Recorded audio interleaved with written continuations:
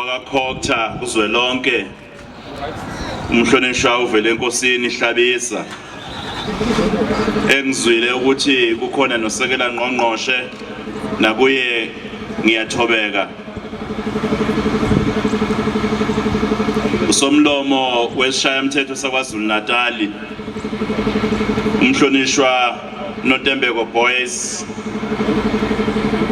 abahlonishwa abaphathiswa uhulumeni wesifundazwe saKwaZulu Natal, abakhona phakathi kwethu umhlonishwa uRogers weimali nomhlonishwa uReverend Mthelezi wakakhokta nomhlonishwa umfundisi uZondi waka-Etia.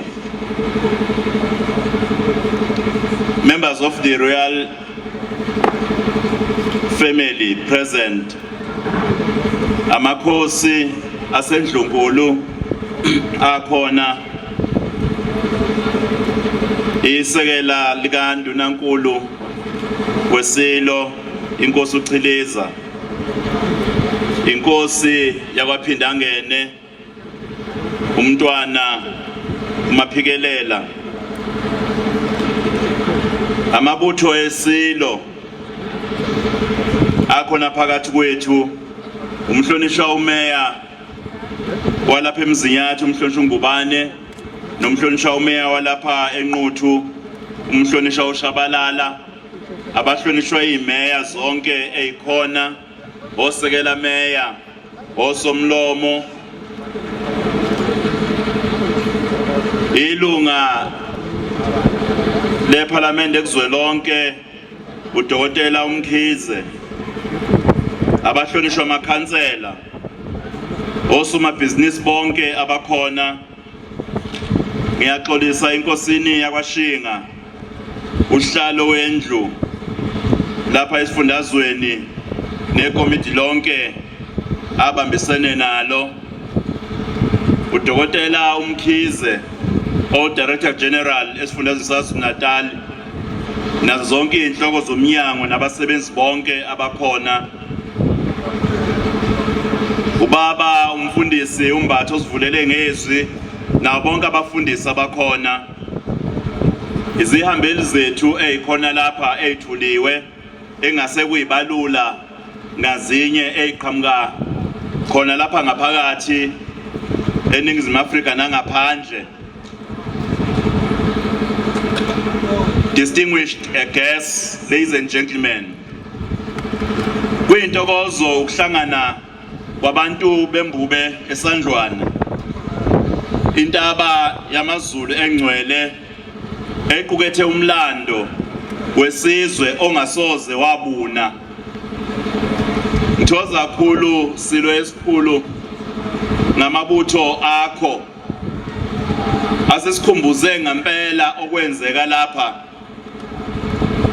when the Zulu nation was showing its greatness. Lokho kwenza kuba sihlonishwe umhlaba wonke, usifaka ugqozi futhi kuyasigqugquzela ukuba eSandlwana siholwa ingonyama yethu, sizobungaza iqhaza lamaqhawe ethu asendulo. Silapha eSandlwane ukuzokhumbula iminyaka eyi146 kwahlabana uZulu ehlula abacindezeli ababefuna ukuthatha umhlaba wembube ngendluzula. Ukuba lapha kuzivusela usinga namadlingozi nokuyigqaja ngoba lapha kulela amaqhawe ayibambishisa evikela isithunzi sobuAfrika. Kuyasibumba ukuhlangana ndawonye uma silapha sisuke sizothatha umdlandla namandla emaqhaweni asala enkundleni elwela inkululeko yesizwe. Sinenhlahla KwaZulu Natal ukuba nomcimbi ongagcini nje ngokuthinta izimpilo zethu nomlando wethu kuphela, kepha izigi zawo zizwakala ezwenikazi laseAfrika naphesheya kwezilwandle. Lo mkhosi uyingqayizivele ngoba sokhumbula iqhaza lamaqhawe owageleza igazi lawo ukuze igama elithi Zulu lingashabalali. Namuhla sizokhumbula amavulandlela alwela inkululeko nomhlaba wethu inhlangano zezombusazwe ingakabi khona.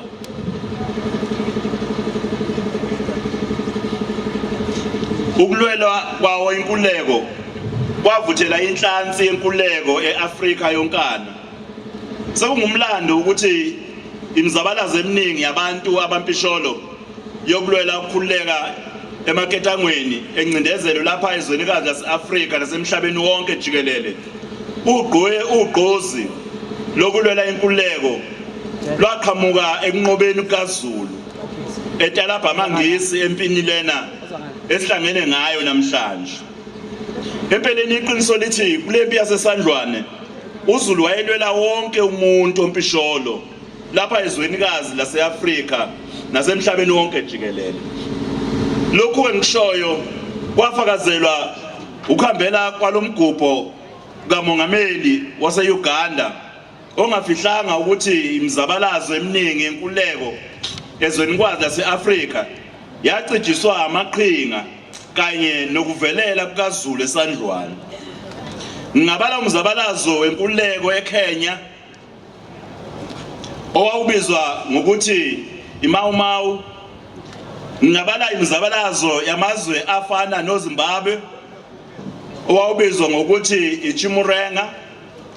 Ukunqoba kukaZulu eSandlwane kwavuselela ithemba elisha eAfrika ngoba kwacaca ukuthi abacindezeli bayanqotshwa yize behlome ngezikhali zesimanje.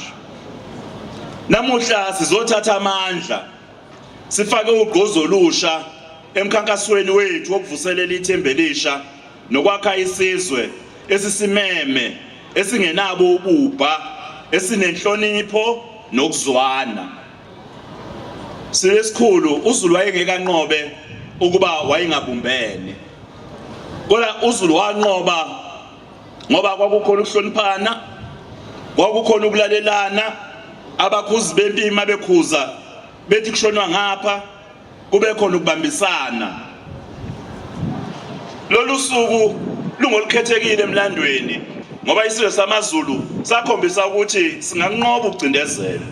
Inqobo nje uma sibumbene.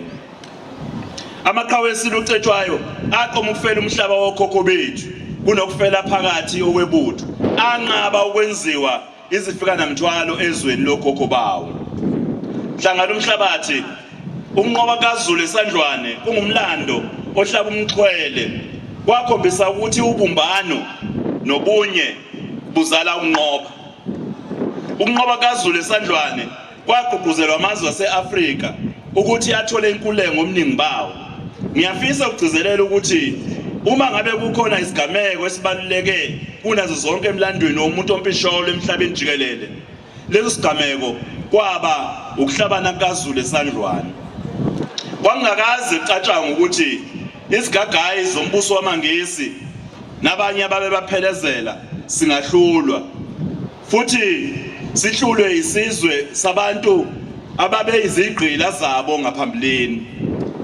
Kuzokhomleka ukuthi amaNgisi nawo ahlomula kakhulu ekuthengeni abantu abampisholo njengezigqila. Kunodaba nje ongakhulunywa ngalo kakhulu kodwa olubalekile.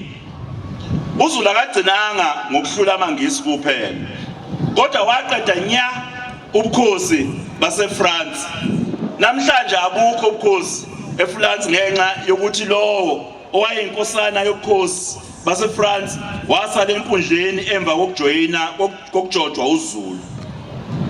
Lapha ngikhuluma ngoPrince Imperial owacelwa kwindlovukazi yamaNgisi ukuthi naye ufisa ukuba ingxenye yamasotsha amaNgisi ayebhekene noZulu eSandlwane.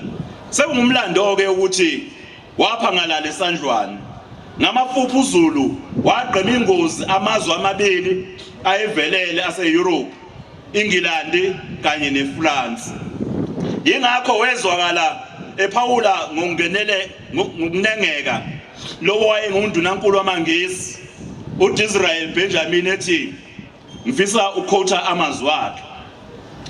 A remarkable people, the Zulu people, they defeat our army generals, they convert our bishops, they end one of Europe's dynasties, close quote. uZulu ovelele uhlula izigagayi zonojenene bempi yethu, uguqula inkolo yababishop bethu, aphinde aqede omunye wembuso eyayivelele eEurope. Ingakho ke hlanga lomhlabathi ukuhlangana wethu lapha namhlanje kusikhumbuza ukuthi noma zikhona izinkinga kodwa kufanele sihlale sigqaja ngokuvelela kwethu njengesizwe. Ukuthathisela kulokho okwaphawulwa undunankulu waseNgilandi, ngingasho ngesingisi ngithi we are not only a remarkable people but special as well. Okuhle ngathi njengamaZulu inhlonipho nokuzithoba, indlunkulu kaZulu ebe nomnikelo omkhulu ekugquzeleni kwakho. Hlanga lomhlabathi impi yasesandlwane isifundisa ukuthi kuningi esinganqoba uma sibumbene. Uma sibumbene njengamabutho esilo ucetshwayo singanqoba izinselelo esibhekene nazo njengoba kuqala u2025. NgoDisemba silesikhulu nangoJanuwari bengehla ngenyuka sincwaba izimbali zakho silo eyibulawe ukuthaphutaphu ngabantu obefanele ngabe bayivikela. Kuhle ngoba kunamabutho lapha ngangezwe lakhe esiwanxusayo ukuthi avikele abantu besifazane nezingane kubahlukumezi, futhi ashumayela ivangeli ezinsizweni lokuthi umuntu wesifazane akabulawa kodwa uyavikelwa futhi ahlonishwe. Ukubulawa kwabantu besifazane kucekela phansi umsebenzi wobuqhawe nokuyigqaja kwamabutho esilo uHlavana bhula umlilo endulini. Ngisho isilo esesabuza uMdlokombane saze sakhothama sikhala ngokuhlukunyezwa nokubulawa kwabantu besifazane. Inkosi yaKaButhelezi umntwana waphinda angene, umntwana mangosuthu wahamba emazweni kaMdlokombane enxusa ukuba sonke sivikele abantu besifazane nezingane njengoba sazi ukuthi isilo esibuzile sasikumelele lokho.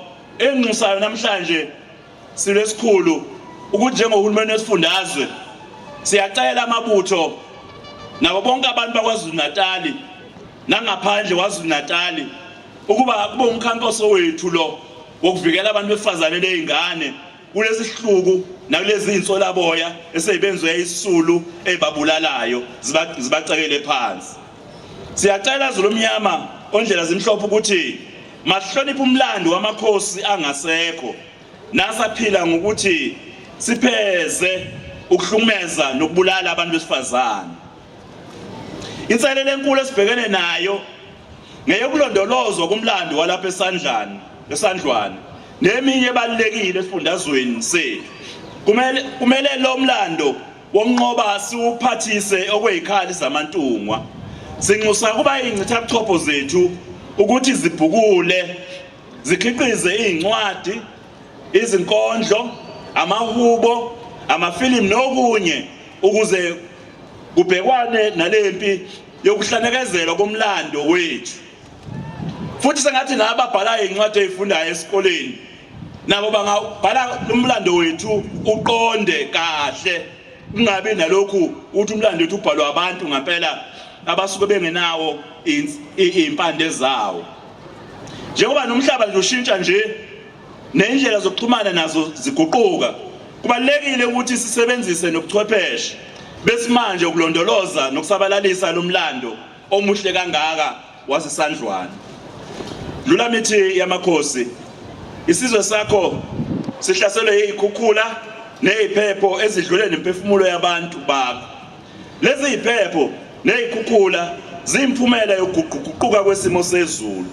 Nakho kuyinselelo esingayinqoba uma sihamba ezinyathelweni zamabutho esilo ucetshwayo ngokuthi siyasicezelela ukuthi impela ngoba imfula iyagcwala imukisa abantu abangaweli imfula noma kuthiwa bahamba ngenyawo noma ngemoto uma beyibona ukuthi igcwele futhi nezingane zifundiswe ezifundayo nasema primary nasema high school ukuthi uma umfula ugcwala usesikoleni ufanele kuwela uze ekhaya ungaweli ngoba lokho ningi imphefumulo esiyibonile elahlekile ngenxa yalokho. Siyakhuleka nasemakhosini ukuba makhona abakhulekela indawo uba babekwe sengathi ngabhekisiswa lezi indawo ezaziwa ukuthi uma umfula ugcwele amanzi ayekhukhule khona abantu bangabi khona.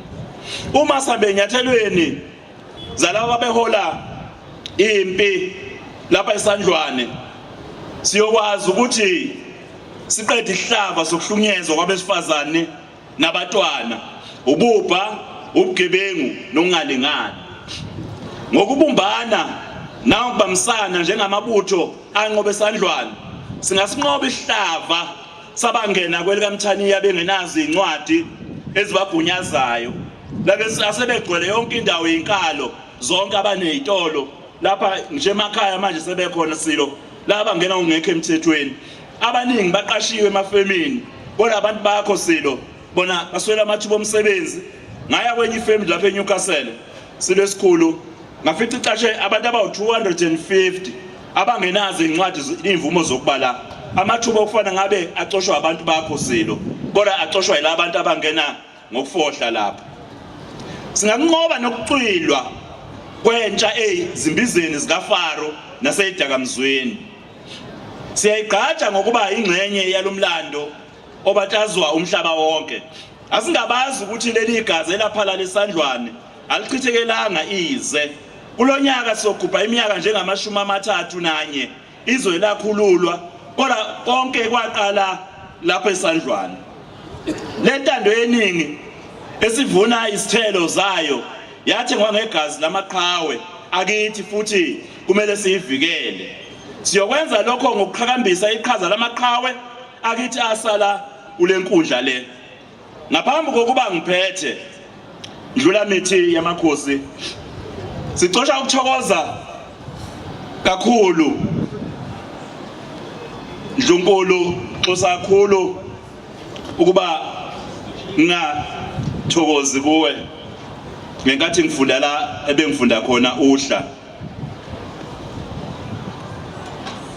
kodwa sithokoza kakhulu ngabatwana abaphase ibanga lika matric bango 2024 abagile imanga bephasa ngo 89.5% balala isibili ngemumva kweFree State kodwa ukukhulu ukuthi sibe number 1 njengeKwaZulu Natal ngama results ay quality ngoba sathola obhashe laba 84,000 lokho sithokoza kakhulu kothisha sithokoza kakhulu nakuma governing bodies nabazali sithokoza kakhulu nakumhlonishwa umphathiswa wezemfundo umhlonishwa uHlomuka egameni lakho silo samabandla sidlulisa ukuthokoza kakhulu kubo bonke abenze umsebenzi ukuba izingane zesilo zikwazi ukuthi zenze imanga.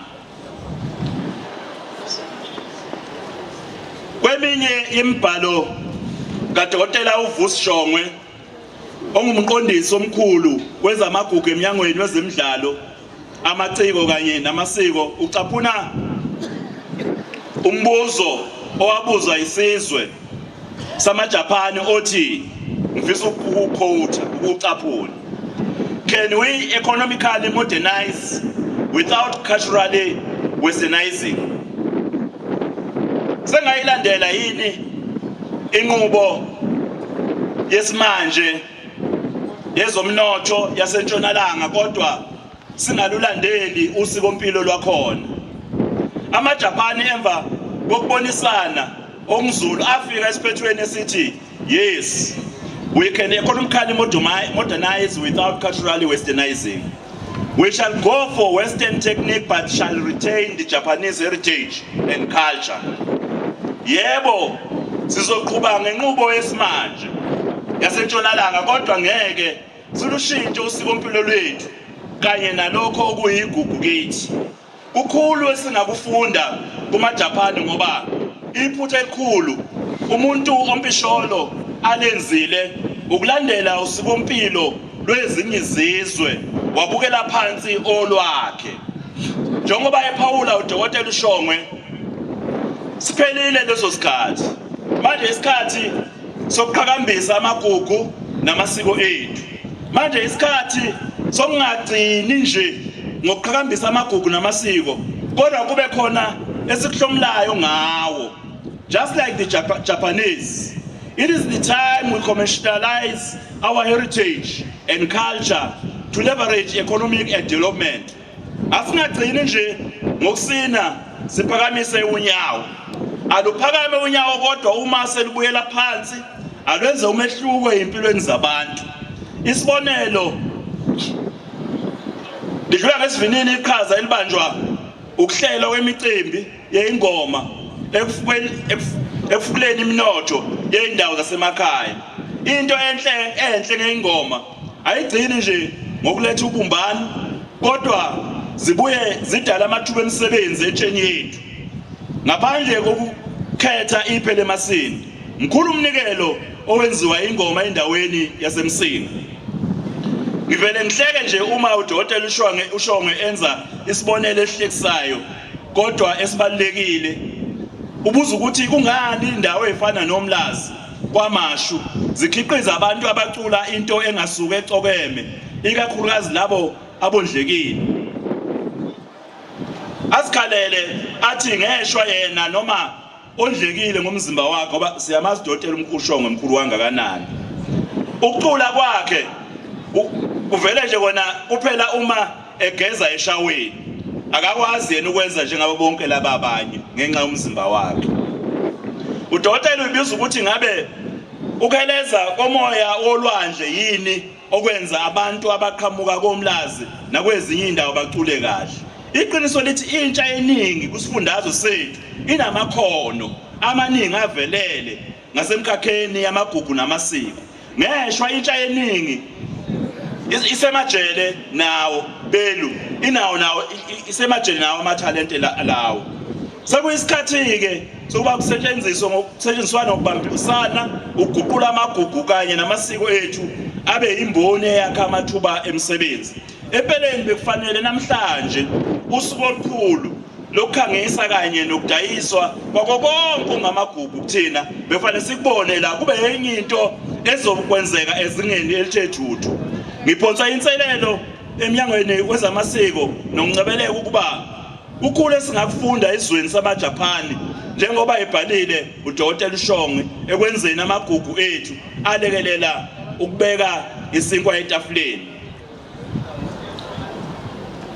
Ngiyakhuleka silo samabandla, ngiyakhuleka eNdlunkulu emakhosini aseNdlunkulu abatwana umhlonishwa ungqongqoshe kazwelonke umhlonishwa uvele enkosini Hlabisa nabahlonishwa bonke abakhona la abaphathiswa amalungu eshayamthetho nabahlonishwa imeya na wonke umuntu okhona lapha namhlanje abe indaba abezokuphepha ukuba kwaZulu Natal singakwazi ukuguqula isimo esibhekene nalesi sifundazwe uma nje kuphela sibambisene.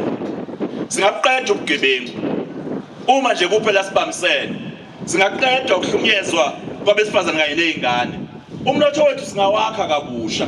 Ezolimo zingasimama ngoba eqinisweni nakufanele ngaba silimi ngoba nezimvulazi ke zibe khona. Umnyango lo ophathiswe umhlonishwa ukaMadlupha Mthetho usakubeka ukuthi uvula izandla ukuba bonke abantu abafuna ukulima basondele. Manje ngiyakhuleka kuba sisume sonke sakhe kabusha sibuyele emasisweni kudliwe ukudla okunomsoco ukuze nezifo zinciphe nokuphila kade sikubone uqhubekela phambili. Njoba sazi ukuthi sile sakuza nje udaba lokulima sesikhuthalele kangakanani futhi sishumayeza ukuba silime emakhaya kungabe bikho abantu abazobhuqabhuqa endlala. Singahlali sithule kunobugebengu singabika emaphoyiseni endawo lapho sihlala khona kube nezigebengu ezimbalwa kodwa seyisathwa umphakathi wonke umphakathi omningi. Ngiyathokoza kakhulu, ngiyafisa sengazi ukuthi lo msebenzi ungaqhubeka njalo ukhula. Nathi njengohulumeni siyohlala sibamba njalo iqhaza sengathi umoya wobumbano nobunye wamaqhawe ayibamba esandlwane ungahlala uvunguza ngaphakathi kwethu ngaso sonke isikhathi. Sinxusa ukuba uqhubeke nokuvunguza umoya wobuqhawe besilo ocetshwayo njengoba siqhubeka nokwakha isizwe esibumbene nesivuselela ithemba elisha kubantu bakho.